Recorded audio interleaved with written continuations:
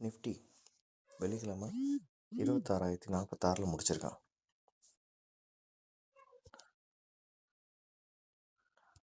அது இப்போ அப்புறம் நம்ம ஃபியூச்சர்ஸ் பார்த்திங்கன்னா US market, Europe market, Japan எல்லாமே ஃபியூச்சர்ஸ் பார்த்திங்கன்னா நெகட்டிவில் முடிச்சிருக்கான். அடுத்து பார்த்திங்கன்னா க்ரூட் ஆயில் பார்த்திங்கன்னா 57.24.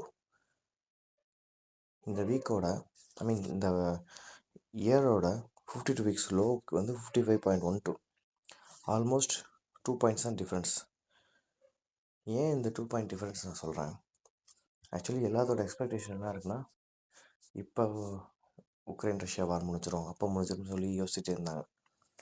ஆனால் அதுக்கான ஸ்டெப்ஸ் எடுத்துக்கிட்டே இருக்காங்க. அதுக்கு உதாரணம் வந்து இந்த ஞாயிற்றுக்கிழமை, ஆக்சுவலி இன்றைக்கி ஜெலன்ஸ்கி யூரோப்பியன் லீடர்ஸு, அதுக்கப்புறம் யூஎஸ் என்வாய் விட்காஃப் இவங்கள மீட் பண்ணி டிஸ்கஸ் பண்ணிகிட்ருக்கார். வாரை எப்படி முடிக்கலாம் அப்படின்ற மாதிரி. சப்போஸ் முடிஞ்சால் நாளைக்கு வந்து நம்ம மார்க்கெட் வந்து மேலே போகிறதுக்கு சான்சஸ் வந்து ரொம்ப ஜாஸ்தி.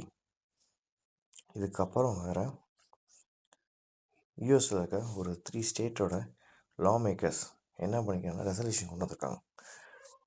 இந்தியா மேலே இருக்க 50% டேரிஃப் வந்து அதை முடிங்க, ஏன்னா இதனால் எங்களோட பிஸ்னஸ் நிறைய பாதிக்கப்படுது அப்படின்னு சொல்லியிருக்காங்க. இதனால் நம்ம மார்க்கெட் வந்து நாளைக்கு கேப் அப்பாக கூட இருக்கலாம்.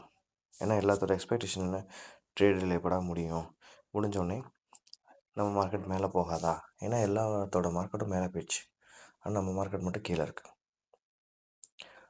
ஸோ இதெல்லாம் வச்சுக்கிட்டு நாளைக்கு இதுதான் வந்து டெக்னிக்கல் டேட்டாஸ். நாளைக்கு பிவோட் லைனு, R1, இது ரெசிஸ்டன்ஸு, சப்போர்ட்டு இதெல்லாம் பார்த்துக்கோங்க. ஸோ இதை வச்சு நாளைக்கு எந்த டைரெக்ஷன் போகலாம், எப்படி இருக்கலாம் அப்படின்றத நீங்கள் ப்ரிடிக்ஷன் பண்ணிக்கோங்க. ஸோ இதுதான் வந்து நாளைக்கு ஃபேக்டராக இருக்குது. இந்த நியூஸ் எல்லாம் ஃபேக்டராக இருக்குது, வாய்ப்புகள் இருக்குது. ஸோ லெட்ஸ் see நாளைக்கு வந்து மார்க்கெட் நமக்கு வந்து மேலே தான் போகும் அப்படின்ற ஒரு நம்பிக்கையோடு இந்த வீக்கை ஸ்டார்ட் பண்ணுவோம்.